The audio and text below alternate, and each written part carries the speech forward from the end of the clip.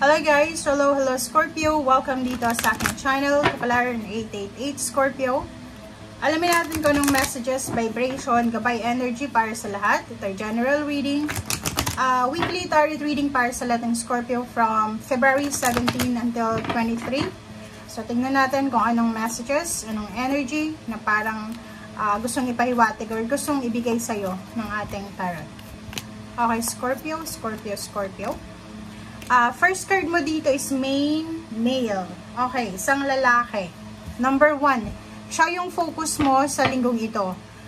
Babae ka man or lalaki, basta ang focus nyo sa linggong ito is lalaki siya. Okay? Siya yung first priority mo. Comment down below if sino siya, boss mo ba siya, asawa, boyfriend, girlfriend, anak, magulang, tatay, parang ganun. So, comment down below if you resonate. Or kung ano man siya. High Priestess Dana. Scorpio, you have divine knowledge that can help others through your spiritual teaching. So, dito sinasabi na parang ikaw ay isang High Priestess. For example, may issue itong lalaking ito. Itong male na to. May issue itong lalaking ito sa buhay niya. Malungkot siya. Dito sinasabi na ikaw daw bilang isang High Priestess, bilang isang water sign na Scorpio, meron kang divine knowledge na pwedeng makatulong sa taong ito through spiritual teaching. So, pwedeng through prayers, ipagpe-pray mo to para mapagtagumpayan niyo yung mga problema niya sa buhay, or posibleng gusto mong makarelasyon ng taong ito, and pwede mo siyang makuha through prayers. Parang ganon. So, comment down below if you resonated.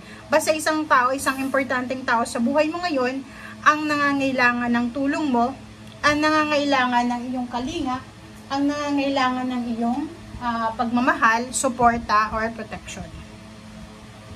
Okay. Thank you.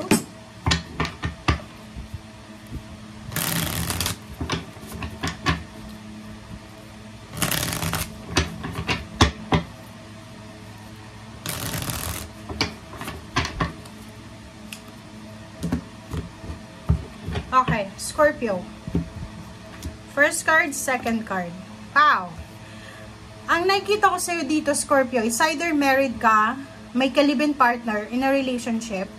Mag-iingat ka, kasi sa linggong ito, isang relationship from your past, or pwedeng sa kasalukuyan nito, na siguro hindi, parang hindi siya masyadong, alam mo yun, mga ka-MU nyo, mutual understanding, parang ganun. Or kung ano man siya, na relationship meron ka sa taong ito, ay posibleng maibalik siya. Parang ibabalik yung kahapon. Hindi natin alam kung may asawa ka na, may ka-live-in partner, or kung sino man ito, but nakikita ko sa'yo dito, pwede mo tong maiwasan kung gusto mo. Pero kung gusto mo rin na makuha ang relationship na to, makukuha mo talaga siya. Wow. So, yun na nga. Nakakaloka. Okay. Blino ko siya. Kasi parang hindi ito maganda. Hindi ito maganda kung ikaw ay may asawa. Hierophant. If you're connected, if you're attached, if you have commitment. Sa mga Scorpio na married, or kahit sabihin natin na live-in partner, you are in committed relationship. Ang problema dito, yung ex mo, or yung dati mong manliligaw, or dati mong nililigawan, gustong bumalik sa buhay mo. And gusto mo ng freedom. Parang sinasabi mo na, hindi ka makakabuelo dito sa relationship na to, na dati mo na, kung hindi ka makikipaghiwalay dito sa isang to. Nakakakilabot siya. I hope na wala kang asawa. I hope na wala kang boyfriend or girlfriend. I hope na wala kang ka-live-in partner. Kasi, kung naniniwala ka sa mga baraha, kung naniniwala ka, may good luck, may good luck, good fortune, may bad luck, may karma. May bad karma, may good karma. But kung ikaw ay may asawa, kung ikaw ay in committed relationship, and yung ex mo gusto makipagbalikan sa'yo, and gusto mo makipaghiwalay sa current mong asawa or ka-live-in partner, girlfriend, boyfriend, bad karma yung darating sa'yo. Pero, kung ikaw naman ay single ka, wala kang commitment, 'di ba? Queen of Wands. Kahit sabihin natin na queen 'yan, wala siyang commitments eh. Wala siyang anak, wala siyang asawa, wala siyang kalibin, wala siyang boyfriend, girlfriend, malayang malaya siya. Kung babalik to, nakarelasyon niya dati, walang karma. Kasi ibig sabihin, parang red string sila na naghiwalay and posibleng magsama ulit or magkabalikan ulit. Wala naman siyang, wala naman siyang, para sa sarili niya, wala naman siyang problema. Unless, yung ex na tong makipagbalikan sa kanya, may asawa to or may in-relationship siya. So, yun lang.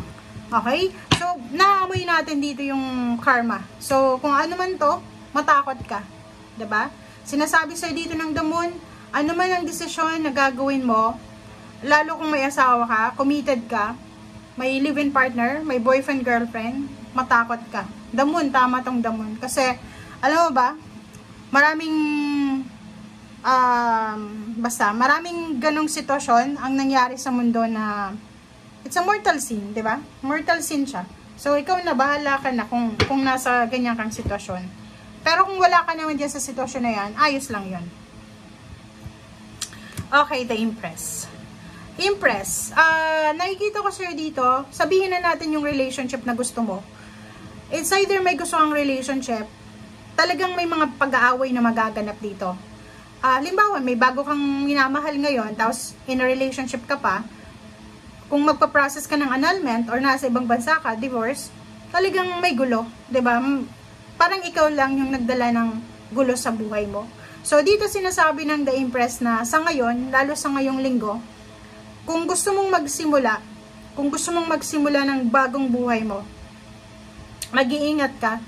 Kasi pwedeng yung mindset mo is para sa kalayaan mo, pero posibleng gulo yung hatid nito sa'yo.